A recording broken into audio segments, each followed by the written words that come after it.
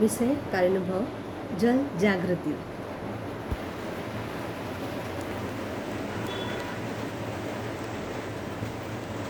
जल एक अमूल्य वस्तु है। देखो बच्चों, वायु, जल, जमीन ये सब नैसर्गिक संपत्ति है। ये मनुष्य के जीवन के बहुत ही महत्वपूर्ण अंग है। जल यानी मानवीय जीवन, और इसके बिना हमारा जीना बहुत ही मुश्किल है। पहला स्थान आता है हवा का, और हवा के बाद स्थान आता है जल का, जिसका हमारे जीवन में बहुत इसका महत्व है। इसके बिना हम जी ही नहीं सकते। तो अब हम देखेंगे। देखो बच्चों, यहाँ पर तुम्हें नक्शा दिखाई दे रहा है। ये पूरी दुनिया का नक्शा है, और तुम ये नीला नीला रंग देख रहे हो ना, तो ये पानी दर्शा रहा है। ये नीला रंग क्या दिखा रहा है? पानी दिखा रहा है। तो हमारे भूभाग यानी हमारे ज़मीन पर पूरी दुनिया में 70% जल है, फिर भी हम संकट में हैं। बताओ क्यों? क्योंकि 70% जल से जो पृथ्वी घिरी हुई है, ये ज़्यादातर इसमें खारा पानी है। केवल 1% जल हमारे लिए उपयोगी है। इसलिए हमें जल का बहुत ही संभाल कर उपयोग करना चाहिए। अब हम देखेंगे पानी के मुख्य स्रोत। पानी का मुख्य स्रोत बारिश है, नदी है, तालाब है, और कुएं से हमें पानी मिलता है। ये हम सब पहले ही पढ़ चुके हैं। अब हम देखेंगे पानी का उपयोग हम किस लिए करते हैं। पानी का उपयोग हम पीने के लिए करते हैं, नहाने के लिए करते हैं, बर्तन धोने के लिए करते हैं, घर की साफ सफाई के लिए करते हैं, कपड़े धोने के लिए करते हैं, खाना बनाने के लिए करते हैं। खेतों में इस पानी का उपयोग किया जाता है। बड़े बड़े कल कारखानों में पानी का उपयोग होता है, और पशु पक्षियों को भी पानी की जरूरत पड़ती है। इस तरह हमने पानी के स्रोत और पानी का उपयोग देखा। अब हम देखेंगे जल संरक्षण। जल संरक्षण, पानी का उपयोग बड़ी कुशलतापूर्वक उपयोग करना ही जल संरक्षण है। हमने यहाँ देखा वर्षा के जल को। अभी देखो वर्षा का मौसम है, तो इस वर्षा के जल को संचय करने के लिए, संचय करना यानी इकट्ठा करना, इस वर्षा के जल को संचय करने के लिए तालाब और नहर खोदे जाते हैं। हमें ज़्यादा से ज़्यादा तालाब और नहर खोदना चाहिए, ताकि आने वाली पीढ़ी को जल संकट का सामना न करना पड़े। दैनिक जीवन यानी हमारे रोज के जीवन में हमें पानी का उपयोग संभाल कर करना चाहिए।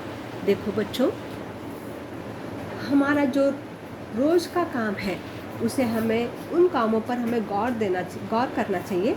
जैसे दांत साफ करते समय यानी ब्रश करते समय हम क्या करते हैं? बहुत सारे बच्चे हो या बड़े हो, कुछ लोग ऐसा करते हैं कि यहाँ ब्रश करते रहते हैं और नल का पानी खुला रहता है। ऐसे में क्या होता है? बहुत सारा पानी बर्बाद हो जाता है। तो ब्रश करते समय आप नल को बंद रखेंगे, और जब मुंह धोएंगे उसी समय नल को चालू करेंगे और अपने मुंह की, दांतों की सफाई करेंगे। अब दूसरी बात आती है दाढ़ी बनाना यानी शेविंग करना। जो बड़े लोग शेविंग करते हैं, उस समय भी वो लोग यही काम करते हैं। यहाँ वो शेविंग करते हैं और नल का पानी खुला रहता है। इसमें भी काफ़ी पानी बर्बाद जाता है। फिर आता है शौचालय में जो फ्लश टैंक होते हैं, उसमें भी काफ़ी पानी बर्बाद होता है। 13 लीटर पानी बर्बाद होता है, जबकि काम एक छोटी बाल्टी से भी काम चलाया जा सकता है। इस तरह हमने देखा नहाने के लिए, जब हम नहाते हैं तो फव्वारे का उपयोग करते हैं। तो ये फव्वारे का उपयोग करने पर भी बहुत सारा पानी बर्बाद होता है। इसकी बजाय हम बाल्टी से स्नान करें, बाल्टी और मग से स्नान करें तो बेहतर रहता है। महिलाएं जब घर में कपड़ा बर्तन धोती हैं, तो भी वो नल चालू रखती है, और पानी काफ़ी व्यर्थ हो जाता है इसमें।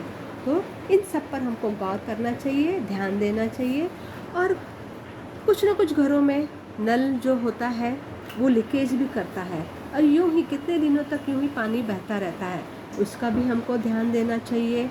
उसमें भी काफ़ी पानी बर्बाद होता है। तो देखो बच्चों, तुम ध्यान रखना।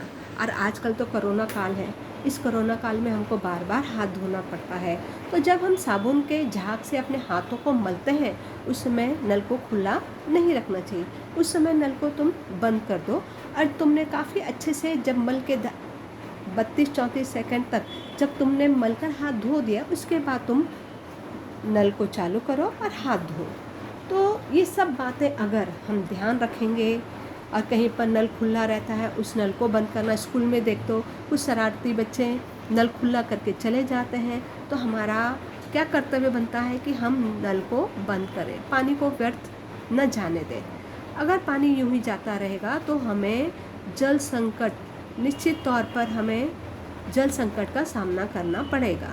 इसके लिए बच्चों ये हमको ध्यान देना है कि हमें पानी का दुरुपयोग नहीं करना है। अब जैसे खेती है, खेती में भी पानी नहरों द्वारा पहुंचाया जाता है, उसमें भी काफ़ी पानी वेस्ट होता है, काफ़ी पानी का दुरुपयोग होता है। तो ऐसे में टपक सिंचन या फुहार सिंचन इसका उपयोग करना चाहिए। जैसे लोग बगीचे में पानी देते हैं, पाइप से देते हैं और पाइप ऐसे खुला छोड़ देते हैं, तो ऐसा नहीं करना चाहिए। और पानी बगीचे को 12 से 4 बजे के बीच न दें, क्योंकि इसमें पानी का वाष्पीकरण अधिक होता है। तो शाम के समय ही पानी दें या सुबह के समय बगीचों में पानी डालें। तो इस तरह बच्चों, अगर हम अपने घर में भी ध्यान रखेंगे, इन बातों का ध्यान रखेंगे, तो काफ़ी हद तक हम जो पानी है उसका बचा सकते हैं, पानी को बचा सकते हैं।